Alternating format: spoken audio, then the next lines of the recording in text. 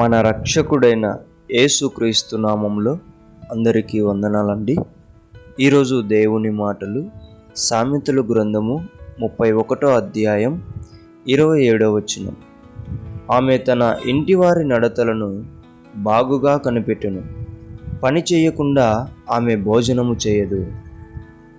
ప్రియ దేవుని బిడ్డలారా, మన కుటుంబము కలిసిమెలిసి ఉండాలన్నా, మన కుటుంబం సంతోషంగా జీవించాలన్నా, మన కుటుంబం అందరి మధ్యలో ఉన్న అందరికీ అవసరమయ్యే విధంగా బ్రతకాలన్నా, దేవుని బిడ్డలారా, ఇంట్లో బాధ్యతలు ఎవరు కూడా మర్చిపోకూడదు.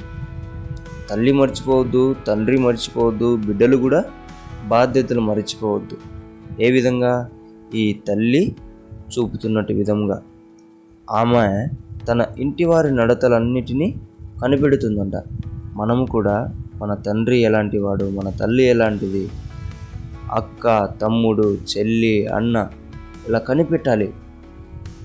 అదే విధముగా మన పనులను మనము నిర్వర్తించాలి, మన పనులను మనం చేసుకోవాలి. ప్రతి బాధ్యతలో మన చెయ్యి ఉండాలి. అప్పుడు ఆ కుటుంబము జీవితాంతం సంతోషంగా కలిసిమెలిసి అందరికీ అవసరపడేలా మన జీవితాన్ని దేవుడు నడిపిస్తాడు. ఆమేన్. దేవుడి మాటలను దీవించునుగాక. ప్రార్థించుకుందాం. దేవా, మీకు వందనాలు, స్తోత్రాలయ్యా. మా బాధ్యతలు మేము తెలుసుకొని కుటుంబంలో చక్కని ప్రవర్తన కలిగి జీవించుటకు జ్ఞానము, సహాయము చేయండి. అలాగుననే అందరి నడతలను కనిపెట్టుటకు వివేకమును అనుగ్రహించమని యేసు నామములో ప్రార్థిస్తున్నాం తండ్రి. ఆమేన్.